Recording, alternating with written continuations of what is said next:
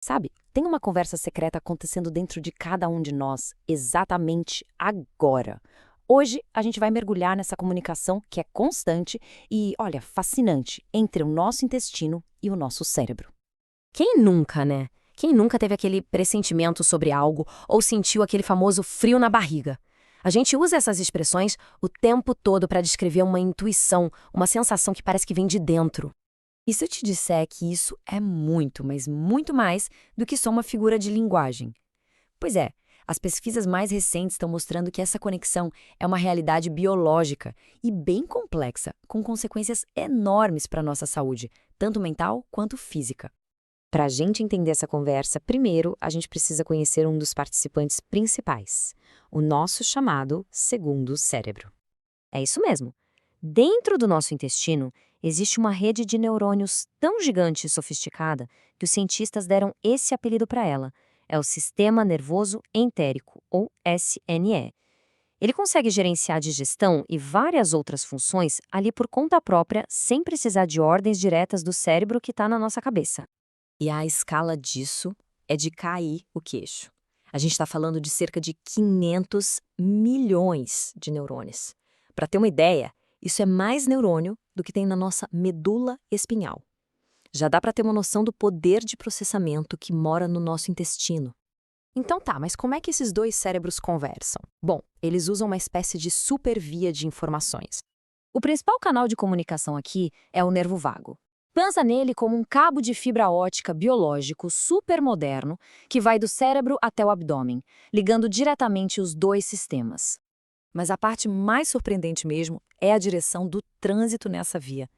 Cerca de 90% dos sinais que viajam pelo nervo vago vão do intestino para o cérebro. É, isso mesmo, o nosso intestino está o tempo todo mandando um caminhão de informações lá para cima. E do outro lado, só 10% das fibras levam mensagens do cérebro para o intestino. Então, o resumo da ópera é: o cérebro passa muito mais tempo ouvindo o que o intestino tem a dizer do que dando ordens para ele. Ok, mas quem é que está puxando todo esse papo?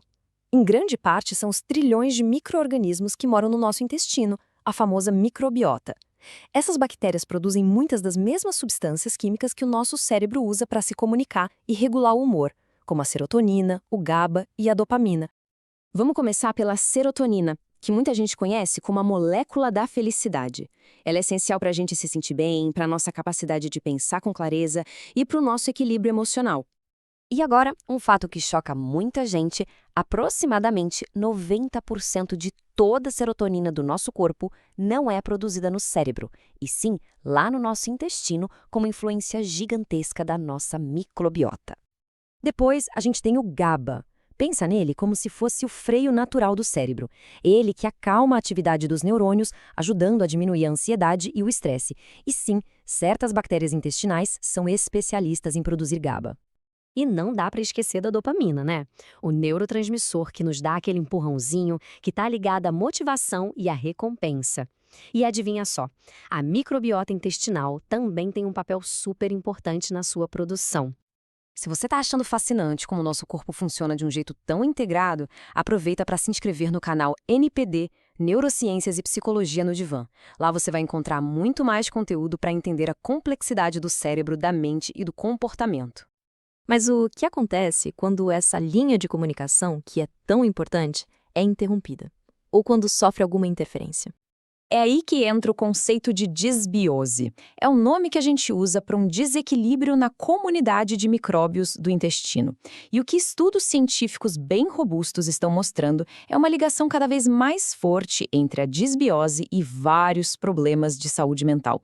A ideia é que o intestino desequilibrado pode contribuir e muito para um cérebro desequilibrado. A boa notícia é que, se a gente pode desequilibrar essa comunicação, a gente também pode ter o poder de restaurar ela. E é aqui que entram os probióticos. Basicamente, são bactérias do bem que, quando a gente consome, podem ajudar a reequilibrar a microbiota. É como se a gente estivesse mandando reforços para o time dos mocinhos para ajudar a colocar ordem na casa. E isso não é só uma ideia, a ciência apoia. Uma meta-análise bem recente, publicada na revista PLOS ONE, concluiu o seguinte, e eu cito: os probióticos podem melhorar as habilidades cognitivas em pacientes com comprometimento cognitivo. Isso mostra o potencial terapêutico incrível de focar no intestino para ajudar o cérebro. O que tudo isso significa, no fim das contas? Que a gente está na beira de uma verdadeira revolução na forma como a gente entende e trata a nossa saúde. E olha, essa conexão não é uma ideia qualquer, não. Um artigo super influente no Journal of Neuroscience chamou isso de uma mudança de paradigma na neurociência. A gente está literalmente reescrevendo os livros sobre como o cérebro funciona. Isso nos deixa com uma pergunta poderosa para refletir, né?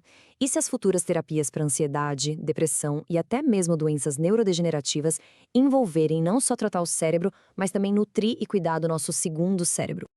Essa conversa entre o intestino e o cérebro é sem dúvida uma das fronteiras mais empolgantes da ciência hoje. Para continuar explorando tópicos assim, não se esqueça de se inscrever no canal NPD, Neurociências e Psicologia no Divã. Muito obrigada pela companhia.